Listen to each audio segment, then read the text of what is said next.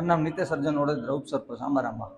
નિતેશભાઈ, તમારા ગામનું કયું તળાવ છે, ત્યાં માટી કાઢવાનું ચાલે છે, કોણ કાઢે છે અને કેટલા રૂપિયા લઈને માટી આપે છે? અમારા 1298 વાળો આંબારામા ગામનું શમશાનપુરની બાજુમાં તળાવ છે. 1298 સર્વે નંબર વાળો તળાવ છે.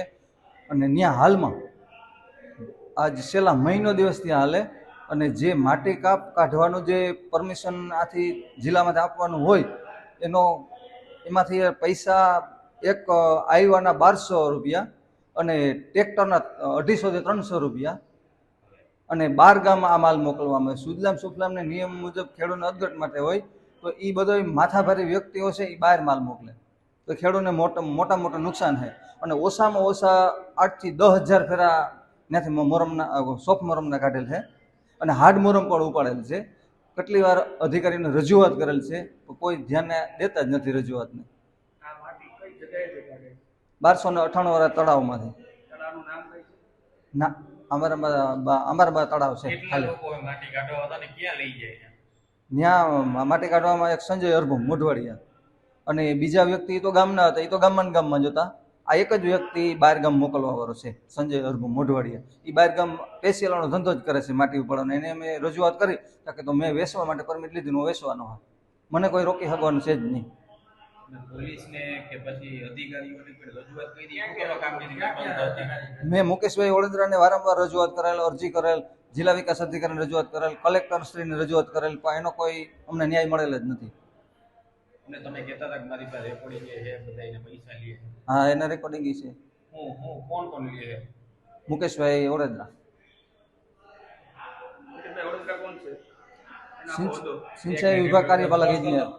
તમે વાત કરી કે ભાઈ ભ્રષ્ટાચાર કરે છે અધિકારીઓ છે, કોઈ આમાં કામગીરી નથી બંધ કરાવતા, તો કોણ ભ્રષ્ટાચાર કરે છે ને કઈ રીતે કરે છે?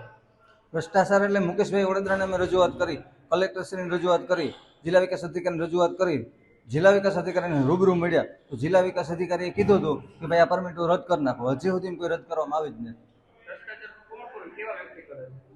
ભ્રષ્ટાચાર કરવામાં જે સંજય અરભુ મોઢવાડિયા છે એ મારી વાડીએ આવે જાનથી મારી નાખવાની ધમકી પણ આપી કે જો અરજી કરીને તો મારીને દાટી દે, લાશ પર કોઈ ઉપાડવા નહીં આવે.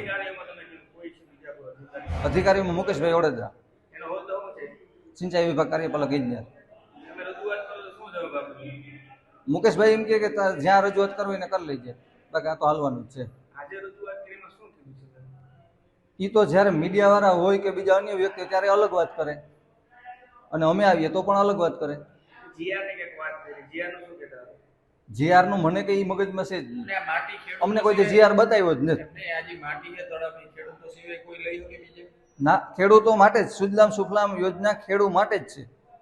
અને જો બીજા માટે હોય તો એને ખાન ખનીજમાંથી પરમિશન લેવું પડે.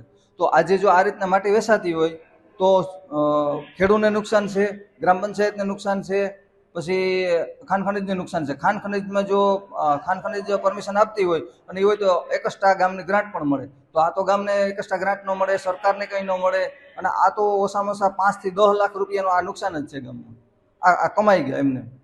તો એ એટલું જ હોય તો અગાડી ગ્રાન્ટ મળે પંચાયતનો. આ 7 થી 7 નો નિયમ એમાં કાયદેસર પરમિટમાં લખેલો છે, છતાંય રાતના કાઢે, દિવસના રાતના, રાતે 3 વાગ્યા સુધી ચાલુ હોય, 8 વાગ્યા સુધી ચાલુ હોય, 4 વાગ્યા સુધી ચાલુ હોય. એ મુકેશભાઈ ઓળેદરાની રજૂઆત મેં કરી હતી.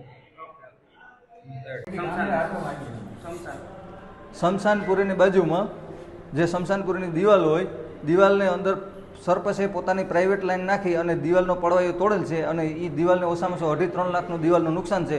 અગાડી તાલુકાના મૌખિકમાં અમે રજૂઆત કરેલ, છતાં કોઈ અધિકારીએ ધ્યાનમાં લીધેલ નથી આ પ્રશ્ન. અને વહેલા મોડી દિવાલો, એક દિવાલને બદલે 2 દિવાલોને નુકસાન થાય એવું પોઝિશન છે. અમારી વહેલે તકે જો એ દિવાલો કરે અને આ જે પંચાયતે દિવાલ તોડી અને ગીટીવીટીની ગ્રાન્ટ, આ 2 વસ્તુ જો અને કાયદેસર કાર્યવાહી નહીં કરે તો અગાઉ કામ અમે પંચાયતનું જે છે રૂકાવટ કરી.